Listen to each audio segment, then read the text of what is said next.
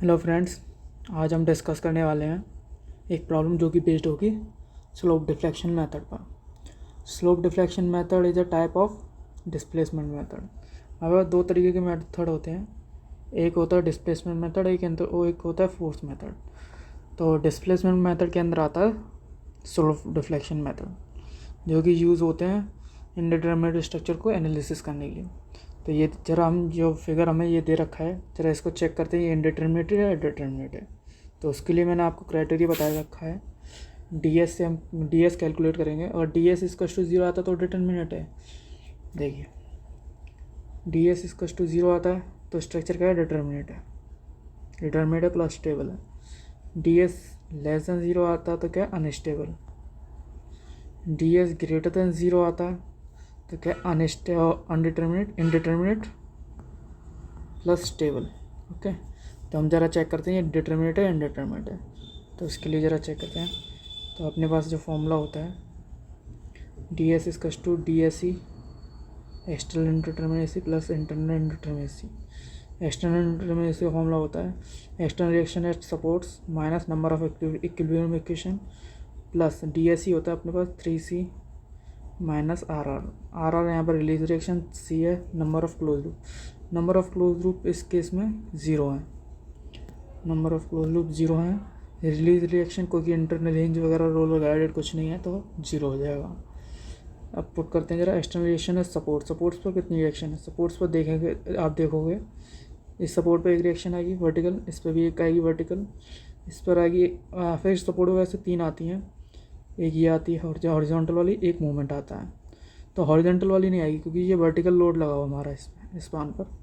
Vertical load लगे होने की वजह से इसमें ये हॉरिजॉन्टल वाली 0, ये क्योंकि यूज़ में नहीं आएगी कुछ, इस वजह से इसका कुछ यूज़ ना होने की वजह से हम इसे यूज़ नहीं कर पाएंगे। तो इसकी वजह से अपने पास फिक्स सपोर्ट पर कितनी रिएक्शन रह जाएंगी, एक रिएक्शन रह जाएगी, एक मूवमेंट। तो अननोन कितने हो जाएंगे, 2 फिक्स सपोर्ट। तो ज़रा एक्सटर्नल रिएक्शन है सपोर्ट्स को पुट करते हैं तो कितने हो गए, 4 ये हो गए 4। माइनस नंबर ऑफ इक्विलिब्रियम कितनी होती हैं, 3 होती हैं।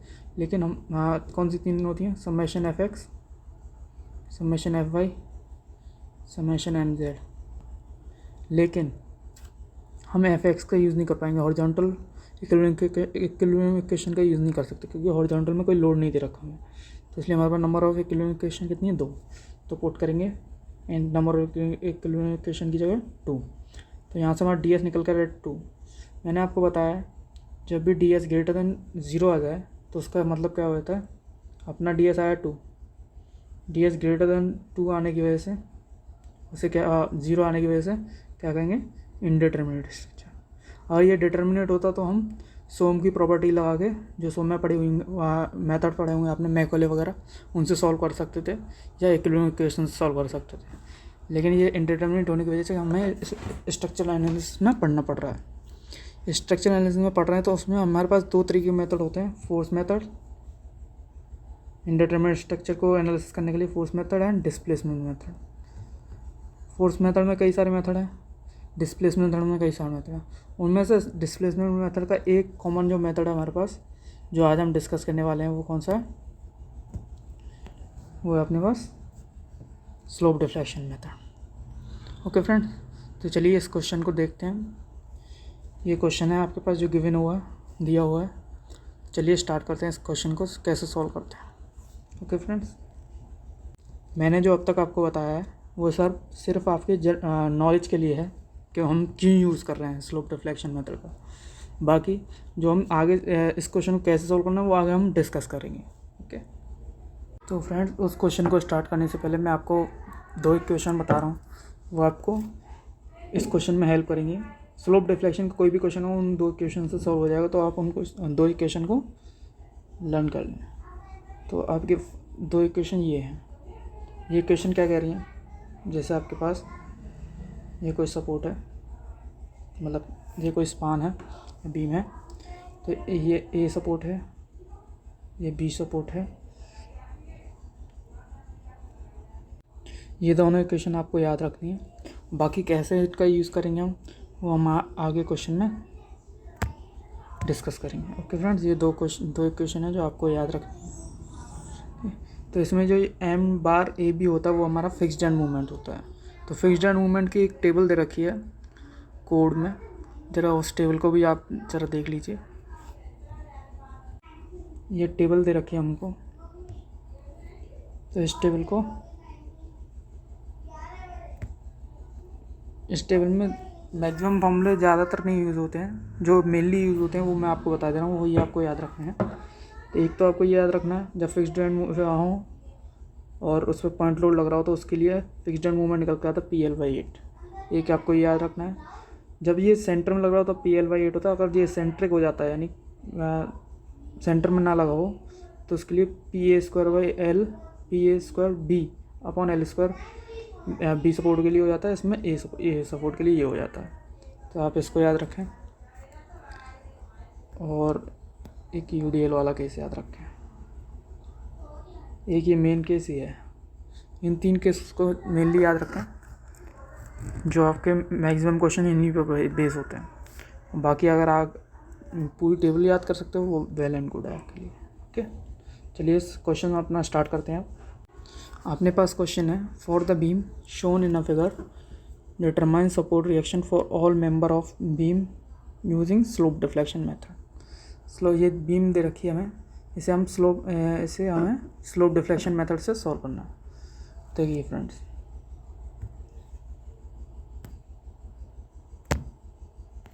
इसमें क्या है, ये फिक्स सपोर्ट है आपका, इसमें 3 स्पान बीम है ये हमारी।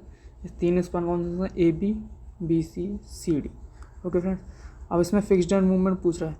देखिए पहले फिक्स्ड एंड मूवमेंट निकाल लें हम, क्योंकि जो हमारे पास इक्वेशन होती है उसमें क्या होता है, MAB = M bar AB + 2EI/L², 2 theta B + theta A -3 del/L, ये इक्वेशन होती है। तो इसमें आप बारी बारी से एक एक चीज़ निकालें जो पूछी गई है, तभी आप इस क्वेश्चन को सॉल्व कर पाएंगे। तो सबसे पहले हमसे क्या है, फिक्स्ड एंड मूवमेंट निकालना पड़ेगा हमें। तो फिक्स्ड एंड मूवमेंट निकालेंगे जब हम कंसीडर कर रहे हैं सबसे पहले AB स्पान को। जब AB स्पान को आप कंसीडर करोगे तो फिक्स्ड एंड मूवमेंट ये उसी भी अगर जैसे AB स्पान हमने कंसीडर किया तो AB स्पान में कोई भी लोडिंग नहीं है, ना पॉइंट लोड है, ना UDL है, ना कुछ नहीं है। तो कोई लोड ना होने की वजह से fixed end movement for AB span, A से B की तरफ गए तो भी 0 होगा, और B से A की तरफ आओगे फिर भी 0 होगा। तो इन दोनों केस में फिक्स्ड एंड मूवमेंट कितना हो जाएगा, 0 हो जाएगा। ओके फ्रेंड्स, तो चलिए आगे आप बढ़ते हैं।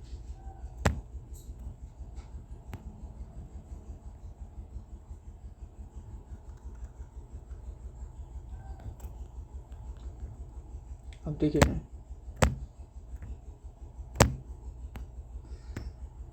एक सेकेंड, अब इसमें क्या MBC, अब हमने नेक्स्ट स्पान लिया है, अगला स्पान क्या है ये BC, जिस पर UDL एक्ट कर रहा है, ठीक है, 3 टन पर मीटर, और ये अपनी 8 मीटर है length, end moment of inertia 2 है, देखो लाइक द। ओके, जब इसे हम BC स्पान के लिए देखेंगे तो BC स्पान के लिए क्या होगा, मैंने आपको बताया था, जब आप हमेशा याद रखना स्ट्रक्चरल एनालिसिस जब भी पढ़ोगे आप उसमें इंटरमीडिएट सपोर्ट्स को आप फिक्स्ड मान के चलोगे, तो BC सपोर्ट होगा जिसको फिक्स मानना पड़ेगा, आपको कंसीडर करना पड़ेगा। इस पर UDL एक्ट कर रहा है। UDL के केस में मैंने आपको टेबल दिखाई थी, उसमें जो फॉर्मूला होता है BC के लिए, मतलब UDL के केस में फिक्स्ड एंड मूवमेंट के लिए, fixed end movement for BC = वो होता है WL²/12, WL²/12 होता है। अब उसमें एक सपोर्ट के लिए हम नेगेटिव लेते थे, एक सपोर्ट के लिए पॉजिटिव। नेगेटिव पॉजिटिव क्यों कैसे आ रहा है आपका, इसके लिए देखिए, जब UDL एक्ट कर रहा होगा तो इसमें ये मूवमेंट आएगा, कलर चेंज करता हूँ जरा, ये मूवमेंट आएगा इस डायरेक्शन में, इस सपोर्ट पे ये मूवमेंट आएगा। तो एंटी क्लॉकवाइज जो मूवमेंट होता है, एंटी क्लॉकवाइज उसको नेगेटिव लेते हैं, क्लॉकवाइज जो होता है उसे पॉजिटिव लेते हैं। इसलिए इस सपोर्ट पे जो भी मूवमेंट निकल के आता है हमारा, जैसे WL²/12 आ रहा है, WL²/12, तो उससे नेगेटिव लेना है। तो इसी जगह ये नेगेटिव लिया है, वो इसी वजह से लिया है क्योंकि ये एंटी क्लॉकवाइज एक्ट करता है। एंटी क्लॉकवाइज हमेशा नेगेटिव लेते हैं हम, और क्लॉकवाइज में हम पॉजिटिव लेते हैं। तो ये समझ गए होंगे आप लोग। तो चलिए मूवमेंट, फिक्स्ड एंड मूवमेंट निकालते हैं फॉर BC सपोर्ट के लिए। BC के लिए निकाल रहे हैं फिक्स्ड एंड मूवमेंट। तो WL²/12 नेगेटिव मैंने बता दिया आपको, एंटी क्लॉकवाइज आ रहा है, यहाँ पे एंटी क्लॉकवाइज आने की वजह से नेगेटिव हो गया। तो जब आप इसमें वैल्यू पुट करोगे तो W कितना एक्ट कर रहा है, 3 टन पर मीटर स्क्वायर, 3 टन पर मीटर पर एक्ट कर रहा है अपना। तो W की जगह 3 मीटर रखेंगे, W=3 मीटर हो जाएगा यहाँ पे। L=8 मीटर दे रखा है, ये 8 मीटर बोल करेंगे अपॉन 12। तो उससे हमारी जो वैल्यू निकल के आई वो कितनी आई, -12 टन पर मीटर। ओके, ऐसे ही अब ये तो हो गया जब आपने BC स्पान को कंसीडर किया तो इस डायरेक्शन में लग रहा होगा। अब CB के लिए करोगे तो वो इस डायरेक्शन लगेगा, वो क्लॉकवाइज होने के लिए वजह से क्या आएगा, पॉजिटिव। तो यहाँ पर आप देख पा रहे होंगे ये पॉजिटिव WL²/12 है। तो चलो ऐसे सॉल्व करते हैं। जब इसमें वैल्यू पुट करोगे W 3 टन पर मीटर हो जाएगा। लेंथ आप देख ही रहे होगे, L की वैल्यू यहाँ पर 2 है, सॉरी L की वैल्यू यहाँ 2 नहीं है, ये तो हम CD सपोर्ट में चले गए। L की वैल्यू यहाँ पर भी कितनी है, 8 ही होगी क्योंकि हम C से B की तरफ जा रहे हैं। तो 8 पुट करोगे तो ये पॉजिटिव 6 टन पर मीटर आ रहा है। ये मैं आपको एक एक वैल्यू सॉल्व करके बता रहा हूँ, लेकिन आपको सॉल्व करने की जरूरत नहीं है। अगर एक आपको 16 आया तो बस मैग्नीट्यूड सेम होगा, साइन चेंज हो जाएंगे, यहाँ नेगेटिव है तो यहाँ पॉजिटिव हो जाएगा। आपको सॉल्व करने की जरूरत नहीं है, सिमिलरली करके आप ले सकते हो आगे। सिमिलरली हम इसमें स्पान CD के लिए निकालेंगे। CD के लिए निकालोगे तब तो आप इसमें क्या हो जाएगा, मैंने आपको बताया जब सपोर्ट हो उसको फिक्स्ड कंसीडर कर लेंगे हम। इस पर UDL एक्ट कर रहा है, तो ये एज अ कैंटिलीवर भी एक्ट कर रहा है। तो इस केस में कैंटिलीवर के केस में आपने फॉर्मूला पढ़ा हो, कैंटिलीवर में जब हम बेंडिंग मोमेंट निकालते हैं तो क्या होता है, तो जो W 3 टन पर मीटर लग रहा है, क्या हो जाता है वो WL²/2 मैक्सिमम मूवमेंट। जैसे मैं आपको दिखाता हूँ एक बार, जो कैंटिलीवर में फिक्स्ड, तो आप इसमें बेंडिंग मोमेंट डायग्राम ड्रॉ करते हो तो ये पहला वो लिखाता है, और इसकी वैल्यू यहाँ पे आती है WL²/2। सिमिलरली यहाँ पर वही केस हो रहा है, ये एज अ कैंटिलीवर भी में एक्ट कर रही है। C सपोर्ट है ये आपका, से वीडियो लगा है, इस पर पुट करो WL²/2 की वैल्यू। तो यहाँ पर पुट करोगे L की वैल्यू 2 हो जाती है, तो 4 हो जाएगा वो, W वैल्यू 3 रखी है। जब आप इस सबको पुट करोगे, सॉल्व करोगे तो कितना आ रहा है अपना, -6 टन पर मीटर आ रहा है। ठीक है फ्रेंड, चलिए माइनस क्यों आ रहा है वो भी मैं बता देता हूँ आपको। माइनस इस वजह से आ रहा है, जब ये लोड ऐसे लगेगा तो इसमें एंटी क्लॉकवाइज क्या लगेगा, मोमेंट लगेगा। एंटी क्लॉकवाइज क्या देता है, नेगेटिव। तो फ्रेंड्स अब हमारे पास जो फॉर्मूले होते हैं, मैंने आपको 2 फॉर्मूले याद करने के लिए कहा था, वही फॉर्मूला ही है। अब इस फॉर्मूले में हम वैल्यू पुट करेंगे। MAB की वैल्यू आपने निकाली है, MAB कितना आया, तो 0 आया अपना। MAB एंड BA 0 क्यों है, 0 इसलिए आया है क्योंकि यहाँ पर AB स्पान में कोई भी लोड ना होने के कारण फिक्स्ड एंड मूवमेंट 0 हो गए हैं। ओके, तो यहाँ पर MAB की वैल्यू आप 0 पुट करोगे AB के केस में। 2EI की वैल्यू आपको 2EI/L सिमिलर ऐसे ही रहने दें। Theta A and theta B देखते हैं क्या है। थीटा A क्या है, ये बीम का जब आप डिफ्लेक्शन डायग्राम ड्रॉ करोगे तो कुछ इस प्रकार आएगा। एक सेकेंड बड़ा करता हूँ थोड़ा पहले।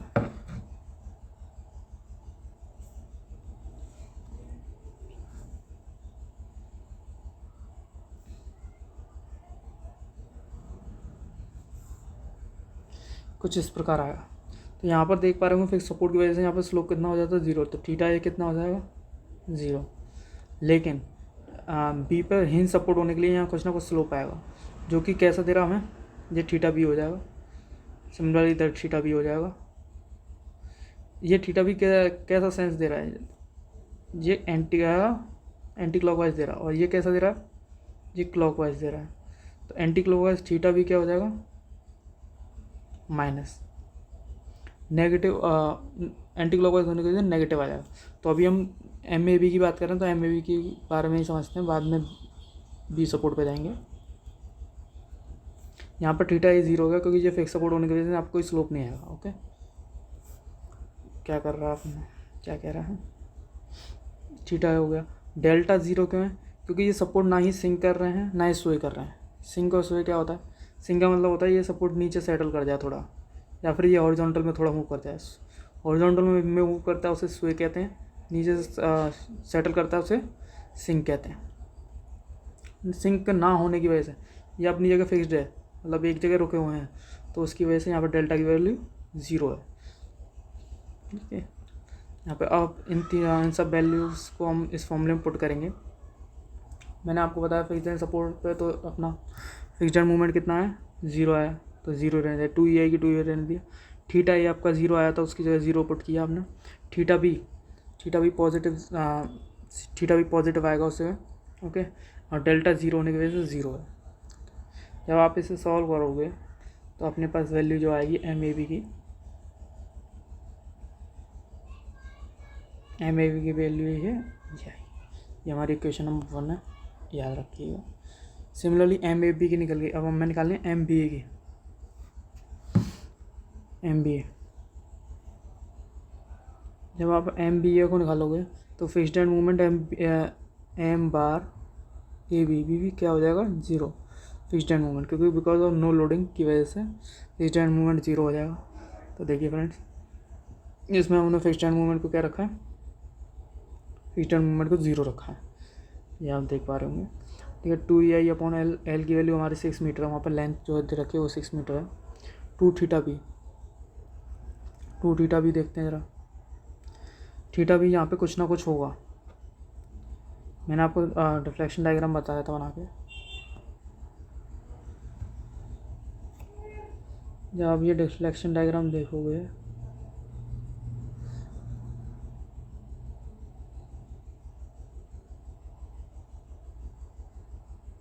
कुछ इस प्रकार आएगा। या थीटा भी तो कुछ ना कुछ आ रहा है, इधर भी थीटा भी कुछ आ रहा है, ये एंगल सेम होंगे, और यहाँ पर थीटा क्या हो रहा है, 0 हो रहा है। इसलिए हमने एम ए बी निकालते समय थीटा ए को 0 लिया था और थीटा बी लिया था, क्योंकि वो 0 नहीं है।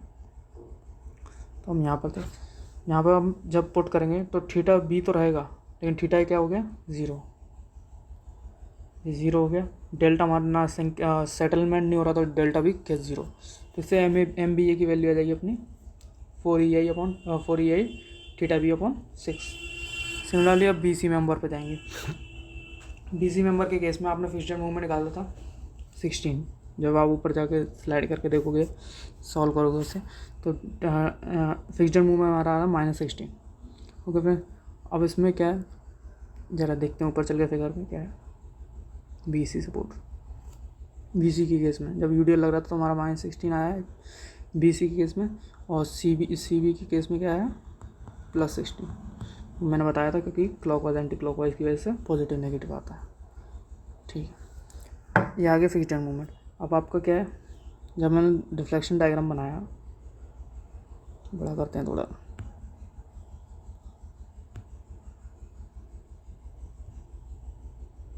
जब इसका डिफ्लेक्शन डायग्राम बनाओगे आप तो ये थीटा भी आएगा, ये थीटा सी आएगा। ठीक है, अब जो फॉर्मूला होता है अपने पास, फॉर्मूला मैं लिखता हूँ,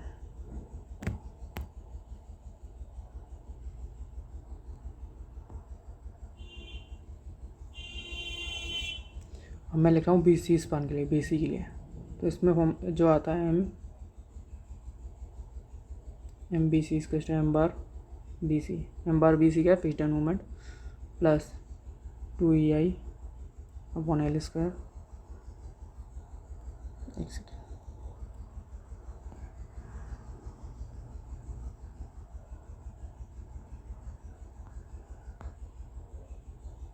फॉर्मूला लिख रहा हूँ दोबारा मैं, M A B M bar A B plus 2EI/L। तो जो आपका जिस एंड पे आप निकाल रहे हो उसका स्लोप का ट्वाइस होता है 2 थीटा। ए बी तो निकाल चुके हैं हम, BC निकाल रहे हैं ना, देख सकें BC स्पान के लिए निकाल रहे हैं, एम बार एम बी सी एम बार बी सी प्लस 2EI/L। तो हम बी सपोर्ट पर निकाल रहे हैं, तो slope twice of theta B, जिस सपोर्ट पर निकालते हैं उस स्लोप का ट्वाइस हो जाता है, प्लस थीटा सी माइनस 3 डेल्टा/L। ओके, 3 डेल्टा/L। मैं कलर चेंज करता हूँ यार। और देखिए डेल्टा अपना 0, क्योंकि तो कोई सेटलमेंट नहीं हो रहा है। थीटा सी जब आप देखोगे, एक सेकेंड, MAB हमने निकाला, MBC निकाला, जो वो निकला था -16।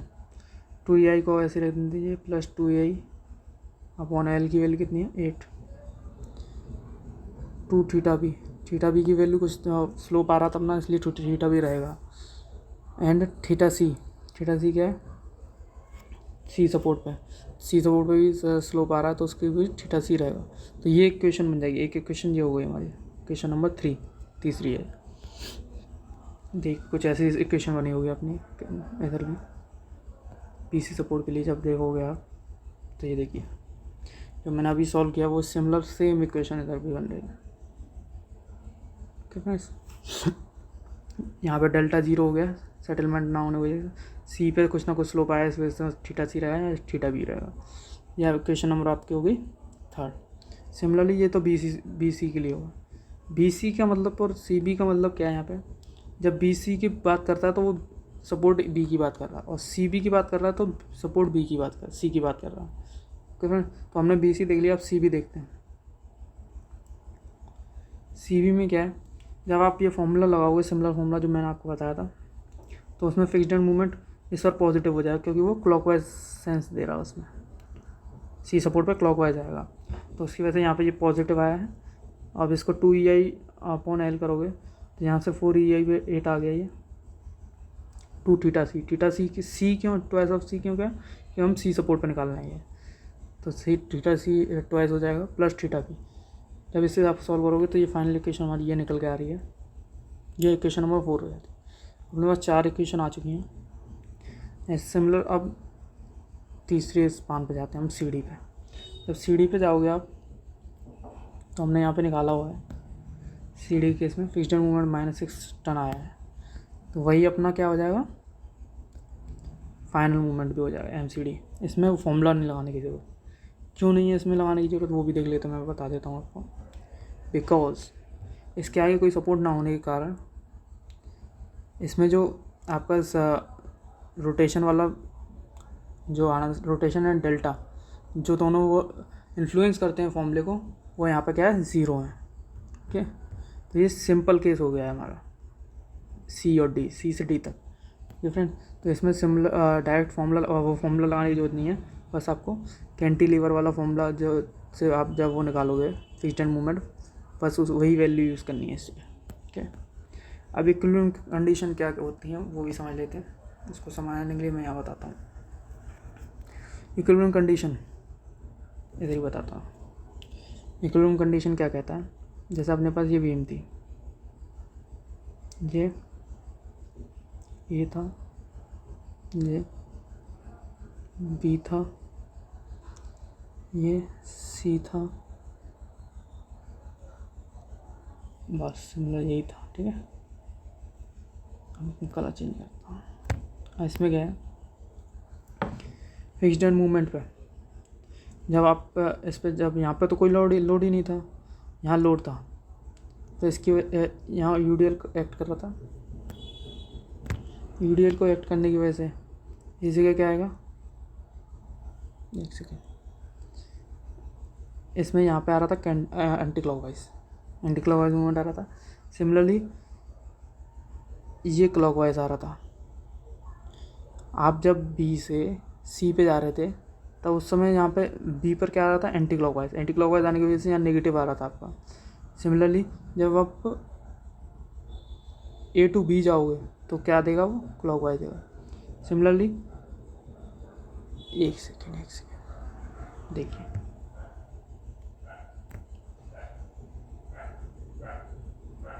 ये है जो बी है, ये सी है, बी सी ए।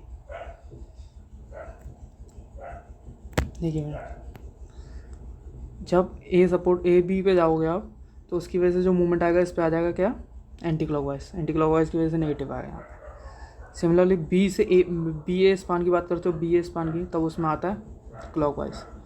सिमिलरली बी सी की आप बात करते हो तो बी पे आता है एंटी क्लॉकवाइज। सी बी की बात करते हो तो उस पर आता है क्लॉकवाइज। ऐसे आगे जो सी और डी और सी डी था अपना आगे निकला हुआ है, जो सी डी पे जाओगे तो इसमें आ जाएगा यहाँ पे एंटी क्लॉकवाइज। तो ये क्या कर रहे हैं, एक दूसरे को कैंसिल करने चाहिए। बिकॉज कैंसिल क्यों करने चाहिए, क्योंकि जो हिंज सपोर्ट होता है अपना उस पर क्या होता है, मूवमेंट ज़ीरो। तो मूवमेंट ज़ीरो लाने की वजह से ये दोनों आपस में कैंसिल करने चाहिए। कैंसिल करने का मतलब क्या है, जो आपका एम बी ए की वजह से कौन सा आया, मैं आपको दूसरे कलर से दिखाता हूँ। मोमेंट ऑफ ए बी देखते हैं पहले, मोमेंट ऑफ एम बी देखते हैं। M B moment of M B A देखते हैं। एम बी ए जब देखोगे बी से ए की तरफ आओगे तो कौन सी डायरेक्शन में मूवमेंट एक्ट कर रहा है, ये कर रहा है क्लॉकवाइज। ओके, ये वाला है हमारा एम बी ए का। सिमिलरली जब आप देखोगे एम बी सी के लिए देखोगे तो इसके लिए कौन सा एक्ट कर रहा है, एम बी सी के लिए देखोगे तो ये एक्ट कर रहा है एंटी क्लॉकवाइज। तो इन दोनों का सम क्या होना चाहिए, ज़ीरो होना चाहिए। ज़ीरो क्यों होना चाहिए, क्योंकि हिंज सपोर्ट होने के कारण यहाँ पे हिंज सपोर्ट पे जो मूवमेंट आता है वो ज़ीरो आता है, ये मूवमेंट को अलाउ करता है। तो मूवमेंट कितना होना चाहिए, इन दोनों का सम की वजह से एम बी ए वाला ये हो जाता है, एम बी ए प्लस एम बी सी, इसका स्ट्रेस ज़ीरो आना चाहिए। ओके फ्रेंड्स, ज़ीरो आना चाहिए। तो आप जब हमने दो इक्वेशन बनाई रखी हैं, M B A and B C की इक्वेशन देखते हैं कौन सी। एम बी सी की इक्वेशन ये वाली है आप एक ये एम बी सी की, एम बी ए की क्या है, एम बी ए की ये है। जब आप इन दोनों को पुट करो, एम बी ए का हमारा वाली क्या है, ये है, सॉरी ऊपर बता दी थी मैंने आपको, ये है। ठीक है, इन दोनों का सम करोगे, देखिए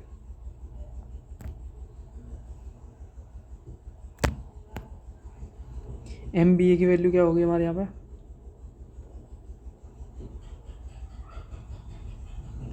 एक सेकंड देखते हैं। M B A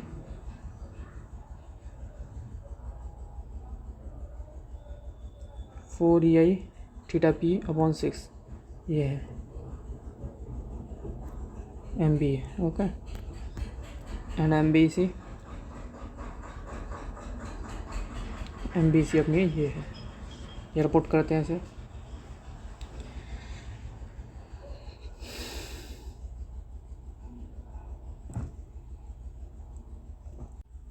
okay friends, इसमें क्या हुआ है, इसने ये 4/6 है, इसको 2/3 ई आई थीटा बी है, ये आ गया, ये आया हमारा एम बी ए, और एम बी सी क्या है, एम बी सी ये है। ठीक है, इन दोनों का सम हमने करेंगे तो इक्वल्स टू ज़ीरो आना चाहिए, इन सपोर्ट में मूवमेंट ज़ीरो होता है इसलिए। तो जरा आप देखो, एम बी ए तो ये हो गया, एम बी सी ये हो गया, तो इसको जब सॉल्व करेंगे आप तो ये इक्वेशन निकल के आई जिसको हमने ए इक्वेशन कहा। अब ये इक्वेशन कैसे आई वो मैं आपको बता देता हूँ। जब आप एलसीएम लोगे, क्योंकि कुछ बच्चों को ये समझ में नहीं आएगा कैसा है, तो आप एलसीएम लोगे तो एलसीएम कितना आएगा अपने पास, 6 आ जाएगा। ठीक है, मैंने ये 16 को उधर भेजूँगा इसको 0 के, तो ये 16 यहाँ आ जाएगा पॉजिटिव का।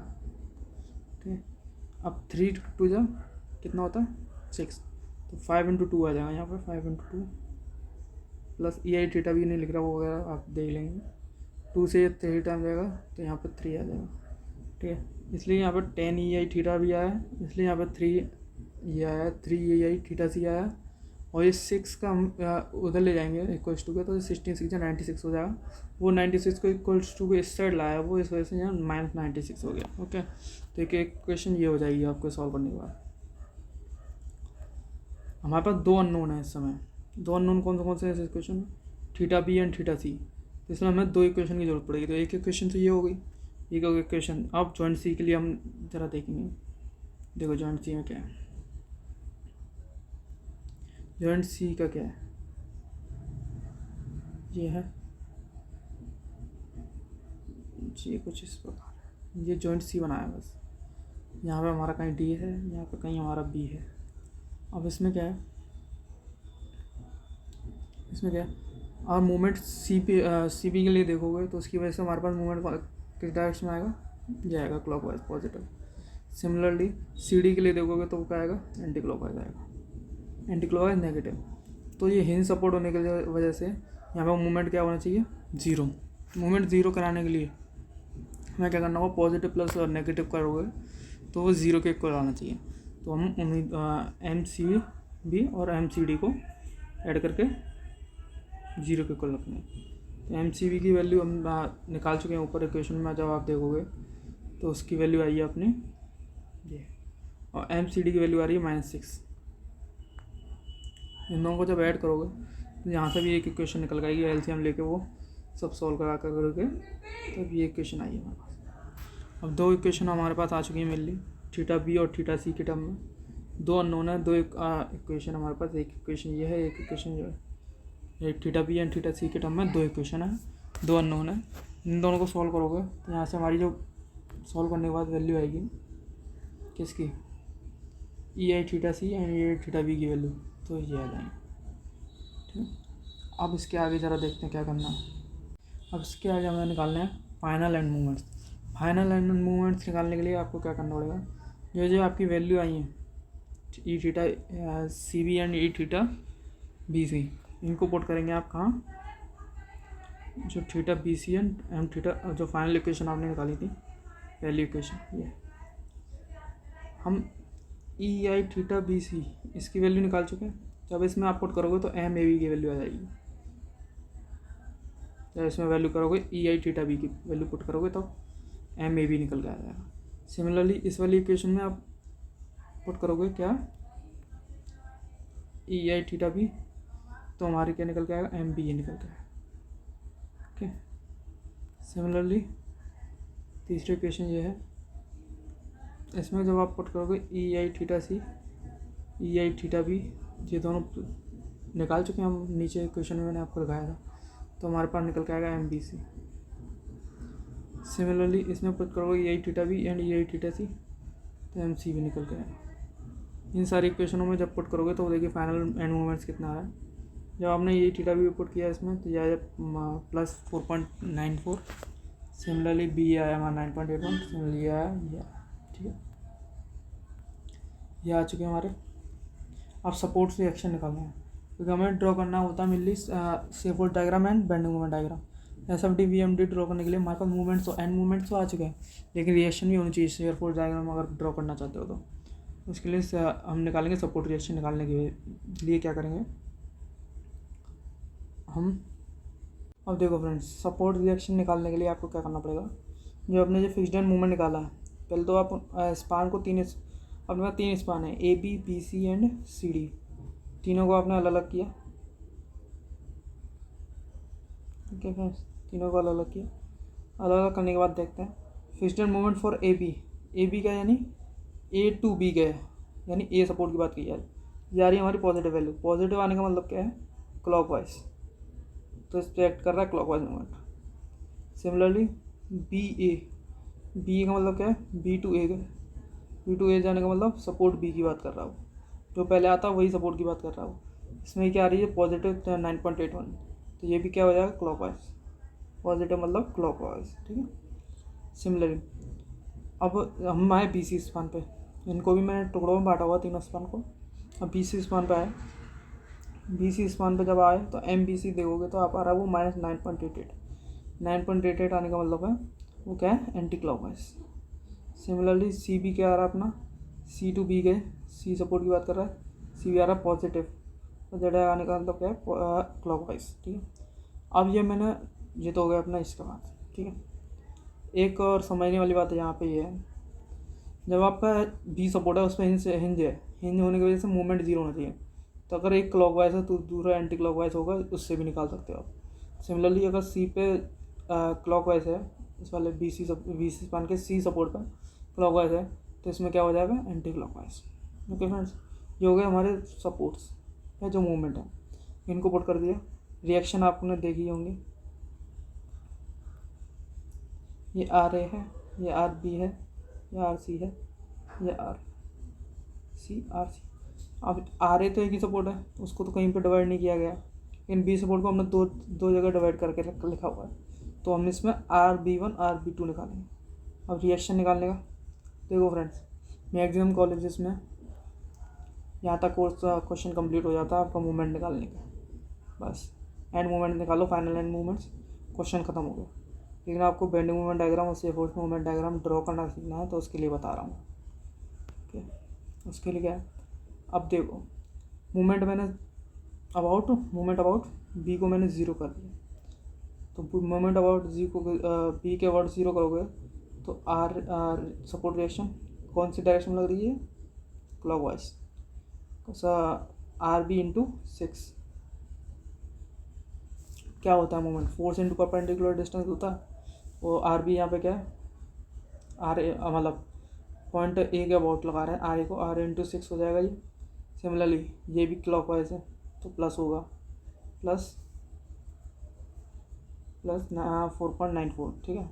सिमिलरली ये भी क्लॉकवाइज है मूवमेंट, ये मूवमेंट है। और जो आप यहाँ पे मूवमेंट जी वाला ज़ीरो नहीं होगा, 9.88 इसकी वैल्यू ली जाएगी, क्योंकि ये रिएक्शन की वजह से नहीं है, ये फिक्स्ड मूवमेंट की वजह से इसलिए ऐड किया है। तब यहाँ से अब इन सबको सॉल्व करने के बाद RA निकालोगे तो वो वैल्यू निकल कर ये डाउनवर्ड एरो क्यों बना रखा है पता है आपको, डाउनवर्ड एरो इसलिए बना रखा है, नेगेटिव वैल्यू आने का मतलब है जो आपने डायरेक्शन ले रखी है किसकी, FA की, हमने क्या ले रखी है ऊपर, लेकिन नेगेटिव आने की वजह से क्या बता रहा है, ये डायरेक्शन आपने गलत ले रखी है, वो नीचे डाउनवर्ड एक्ट करेगा। ओके, सिमिलरली जब RA निकाल लिया आपने तो आपके पास एक इक्वेशन होती है, summation of FY equals to 0, तो RA + RB1, इसमें सॉल्व करके इसने डायरेक्ट लिखा है, वो मैं आपको बता रहा हूँ, इक्वल्स टू 0। तब यहाँ से जब RB1 निकालोगे आप तो कितना हो जाएगा, -RA, तो वही यहाँ पे किया इसने, RB1 को -RA लिख के, ये इसका कहने का मतलब क्या है, इसमें देखिए पॉजिटिव आया, पॉजिटिव आने का मतलब क्या है, जो आपने डायरेक्शन ली वो क्या है, सही है, इसकी डायरेक्शन जो आपने ली है वो रिएक्शन RA की डायरेक्शन आपने गलत ले रखी है। ओके, ये निकल आया हमारे पास 2, ये दोनों आ गए। अब इस वाले स्पान पे चलते हैं, इस वाले स्पान पे जाएंगे तो इस वाले में भी मैंने मूवमेंट B को 0, आप C को भी 0 रख सकते हो, ठीक है, B को 0 रखेंगे इसमें, तो B को 0 रखने के बाद मतलब सपोर्ट B को मूवमेंट अबाउट B निकाल रहा हूँ मैं, आप C भी निकाल सकते हो। मूवमेंट अबाउट B निकालोगे तो क्या हो जाएगा, RC, ये डायरेक्शन मान लो कुछ भी, अगर वो नेगेटिव आएगा तो बता देगा, मतलब पॉजिटिव आ रहा तो आपने सही मानी है, नेगेटिव आ रहा तो गलत मानी है, अपोजिट डायरेक्शन होगी इसकी, ठीक है। तो ये क्या हो जाएगा, फोर्स, यानी फोर्स कितना, RC1 इंटू परपेंडिकुलर डिस्टेंस कितनी है, 8 मीटर, RC1 इंटू 8, ये आ गया। ये किस डायरेक्शन में लग रहा है, या आपका RC जो है कौन सी डायरेक्शन है, ये एंटी क्लॉकवाइज है, तो आप चाहो तो यहाँ नेगेटिव लगा लो। ओके, नेगेटिव लग गया, ठीक है, आंसर कोई फ़र्क नहीं पड़ेगा। अब क्या है, ये मूवमेंट लग रहा है, ये कौन सी डायरेक्शन है, ये क्लॉकवाइज है, क्लॉकवाइज होने का मतलब क्या है, पॉजिटिव, तो इसने नेगेटिव माना, आप पॉजिटिव मान लो, ठीक है, पॉजिटिव मान लिया, ठीक है। आपका UDL लगा हुआ है, UDL की वैल्यू कितनी है, एक सेकंड इसको रिलेस करता हूँ पहले, और पहुँचना हो जाए, ठीक है। ये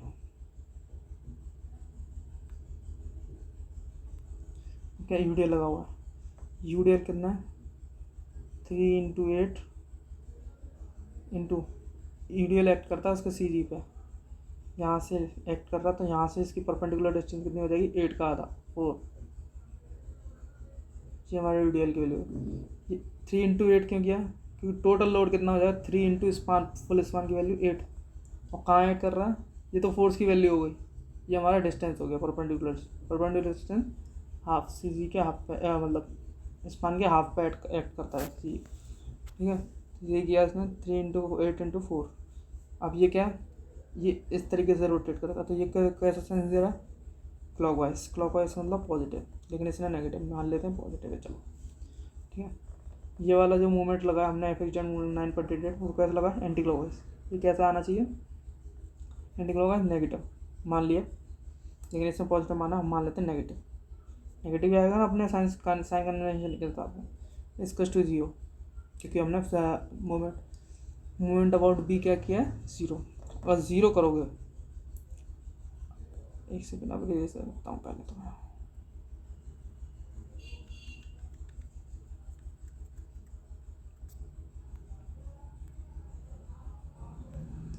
यहाँ आपने इसको 0 किया, हम माइनस साइन को अगर कॉमन निकालोगे तो यही इक्वेशन निकल के आएगी जो आपकी लिखी हुई है, तो उससे कोई फ़र्क नहीं पड़ता कि आपने इक्वेशन कैसे बनाई है इसमें, ठीक है। वो साइन कन्वेंशन बस मेनली यहाँ पर काम आने थे आपके, तो यहाँ पे ये लिखे हुए हैं साइन कन्वेंशन।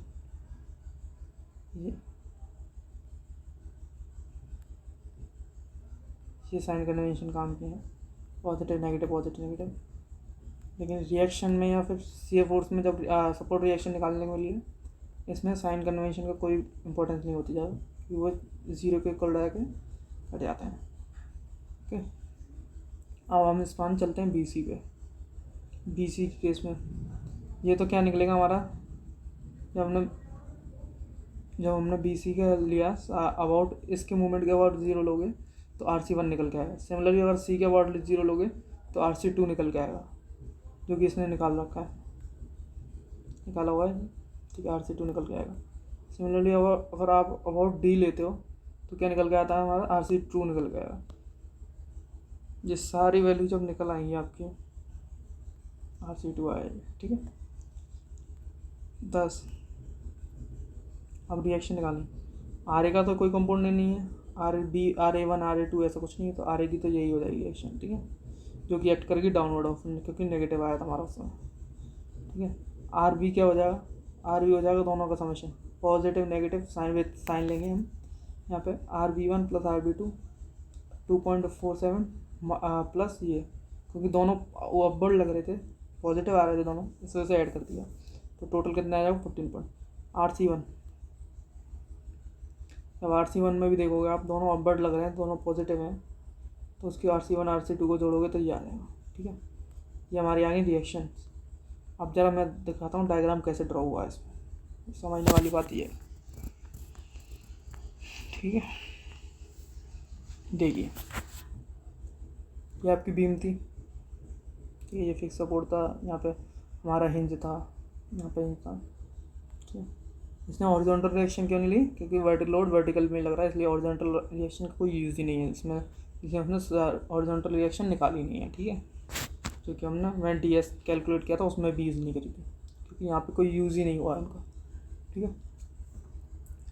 अपन ने जो निकाला था सपोर्टिव मूवमेंट कितना आया 4.99 आया था, यही आया था, आपको दिखाता हूँ, ये आ रहा है यहाँ भी 4.94, ठीक है, जो कि ये पॉजिटिव इस वजह से क्लॉकवाइज है, ठीक है। अब इसने क्या किया है, देखो, या तो आप नेगेटिव लगाओ या डायरेक्शन चेंज करो इसकी।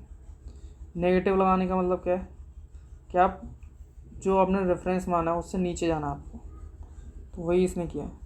जब आपकी वैल्यू RA की वैल्यू आ रही है वो 2.47 आ रही है, अगर नेगेटिव हटा दोगे तो वो एरो नीचे दिखा देगा, और नेगेटिव लगा रखा तो एरो ऊपर ही रहने दो, ठीक है। अब CF डायग्राम ड्रॉ कर रहे हैं हम लोग, जो मैं ड्रॉ करके दिखाता हूँ कैसे हुआ है, ऐसा कैसे हो रहा है इसमें क्या है, जो ये है नेगेटिव 2.47, ये हमारी रेफरेंस लाइन है, नेगेटिव 2.47 यानी नीचे 2.47 जाओगे आप, ये हो जाएगी सपोर्ट A की, तो जो रिएक्शन आ रही इसके बीच में यहाँ तक कोई लोड ना होने की वजह से हम हॉरिजॉन्टल जाएंगे, कोई डिस्टर्बेंस नहीं, ठीक है। यहाँ पर ये आया 14.955 जो कि पॉजिटिव का है, तो पॉजिटिव रेफरेंस लाइन की तरफ पॉजिटिव जाना ऊपर, तो 2.47 तो यहाँ कट जाएगा, तो लगभग जो बचेगा 12 पॉइंट वो यहाँ तक ऊपर जाएंगे हम रेफरेंस लाइन तक, ठीक है। यहाँ आ गया UDL, आपको याद हो जब तुमने SO में पढ़ा हुआ है, जब UDL एक्ट करता है तो उसकी वजह से CF डायग्राम क्या बनता है, लीनियर ट्रायंगुलर बनता है, और लीनियर भी कह सकते हैं, कांस्टेंट नहीं रहता, कांस्टेंट इस जगह पे जब लोडिंग कोई नहीं होती तब कांस्टेंट, ठीक है। तो जब इस इधर जाएंगे, जब यूडीएल में हम जाएंगे तो यूडीएल की वजह से क्या आ जाएगा, लीनियर या ट्रायंगुलर कह सकते हो। तो उसकी जब आपने सपोर्ट सी पे, ये सपोर्ट सी है, सपोर्ट सी पे जब आपने रिएक्शन निकाली होंगी तो कितनी आ रही है, ना मैं देखता हूँ आपकी रिएक्शन क्या आ रही है। सपोर्ट सी पर रिएक्शन कितनी आ रही है, 17.55 हो गया पर पॉजिटिव सर, ठीक है। सपोर्ट सी पे जाओगे आप, यहाँ से जब ये ड्रॉ करते हैं यूडीएल ये जाएगा 11.55 तक। फिर क्या ये रिएक्शन लगी 17.55, यहाँ से जब आप ऊपर जाओगे 17.55, यानी 17.55 क्या कैसे 51, हाँ 17.515 कैसे आया, 11.51 को जोड़ोगे और 6 को जोड़ोगे तो ये 17 के बराबर आ जाएगा। इस वजह से ये वर्टिकल लोड होने की वजह से सडन अपवर्ड आ गया आप यूडीएल की वजह से। फिर यहाँ पे हमारा मूवमेंट कितना है, 0। तो ये फर्स्ट ये फोर्स यहाँ पे क्या है, 0, इस वजह से ये 0 हो गया यहाँ पे। अब जरा हम समझते हैं इसे बेंडिंग मोमेंट डायग्राम कैसे ड्रॉ करना है। बेंडिंग मोमेंट डायग्राम को समझते हैं।